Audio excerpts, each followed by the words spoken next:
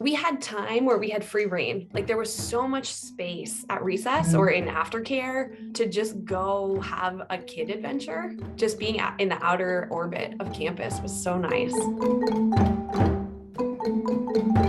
Welcome to Here's the Scoop, Mud Pies with Alum. I have the great privilege today of welcoming two guests from the class of 99, Moriah Ortiz and Ginger Jackson-Gleich. One of my earliest preschool memories, Mariah and I were talking about this the other day, was making hurry up cake and coming home, telling my mom I needed to learn how to read because when you could read, you were allowed to make hurry up cake. And I really wanted to do that. I was in South class and there was this big tree in the middle of the South class playground that had these little like purple berries and made little white flowers. And it was really, really good for climbing. I graduated in 1999. I went to Sacred Heart Cathedral and I went there because I followed my brother there. That's where he went. Actually, it's where my dad went and my uncle and my cousin Andre. So I really wanted to just follow the Ortiz family into Sacred Heart. I ended up going to Pitzer College after Sacred Heart. I did the sociology, world literature mixed major because it was a liberal arts school and you could do that. So kind of more incorporation of the arts and humanities, which I didn't really get at Sacred Heart. And I feel like I missed it. And so that was something that was important to me in my undergrad. And I think that seed was planted at the San Francisco School. And when I graduated from Pitzer, I wasn't sure what I wanted to do, but I knew I wanted to have a career where I was making a difference, where I felt like I was contributing to society in general. When I first started my career in nursing, I worked bedside labor and delivery in a hospital for about 3 years. I ended up switching over to working for the San Francisco Health Plan, which is one of the Medi-Cal managed programs in San Francisco. And I work in the care management department.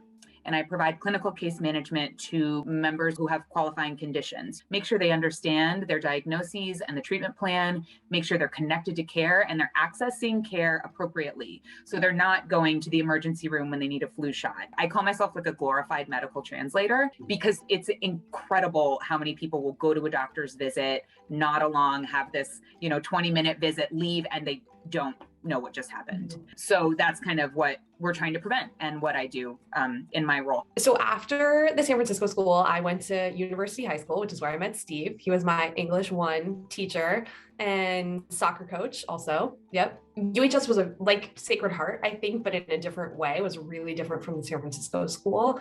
For me, I think that ultimately felt like a compliment, but it wasn't without its, transitional pains, I think, to get used to a new place. And then after University High School, I went to UNC Chapel Hill for undergrad, went all the way across the country to, again, a very different kind of place. Sort of had a bunch of intermediate chapters, ended up going to law school to go deeper into some of the criminal justice work that I was doing. I think for a long time, I have known that what I wanted to work on in the world was something connected to community and social justice work. And for me, that basically landed on criminal justice work, primarily because of work that I was doing in college that had to do with laws and policies that affected people who were incarcerated or who had been incarcerated before, and sort of work right at the intersection of the law and people's lives. So at the moment, I'm working for one of the justices on the California Supreme Court. And then in the fall, I'll be joining a firm that litigates prison and jail conditions class actions. So representing groups of incarcerated people who are challenging conditions of confinement in jail and in prison. I feel like it gave me a love of learning. And so I think it actually did inform my decision to go to UHS. And then I think one of the things that San Francisco School is so great at is instilling a sense of community and compassion, like for the people around you, for the world that you live in, for the other people who live in the world with you. And I think that was a big part of what I feel like I brought to UHS and kept at the center of what I was trying to be about. I just agree with that. I think that a lot of the projects they had us do helped us learn, but was also creative. I remember making maps or you're supposed to learn about another country, learn all about the country, and then bring some food and bring some traditional clothing and bring some photos. And so it was this very interactive learning experience where you also got to explore your individuality while you were learning the content. All the field trips, we got out so much. We went to Point Reyes, we went to Yosemite, we went to Ranch. Yeah, we were often out and about in the city and in the Bay Area and in California. And that was so awesome, on a field trip to go be a part of the thing you were studying in the real world. And that, I think, is the kind of stuff that makes it come alive, where you connect what you're doing in the classroom to the world that you live in. And that's what builds curiosity and compassion for the world.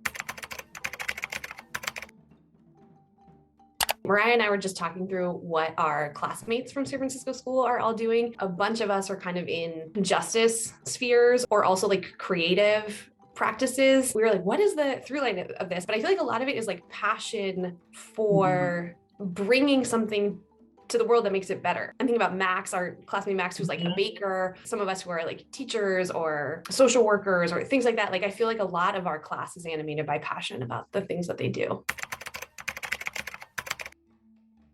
A lot of great trees. So there was like a eucalyptus tree, like at the very like center, where they would ring the bell for everybody to come in or have snack, and it was really good for climbing. Or the tree that when you first walk in the back gate, great for imagination play. It's an education almost that like teaches you to have your eyes open, to like see the world around you, and you're going to see something that you care about, and you're going to see something that you want to work on. And I almost feel like that's all it takes. You just have to have your eyes open. We had some gems. I mean, Pamela, although Molly Treadway, if there's anybody who can fill those shoes, it's going to be Molly. We are obsessed with Maggie. We love Maggie. Erica? Oh my gosh, Erica. Oh my gosh. One of the first words that came to mind for me was like magic. It's a magic place. I feel like local. Yeah. Local magic is like the San Francisco School. There Yeah, you go. local magic. There you go. New mantras or new taglines. Local magic.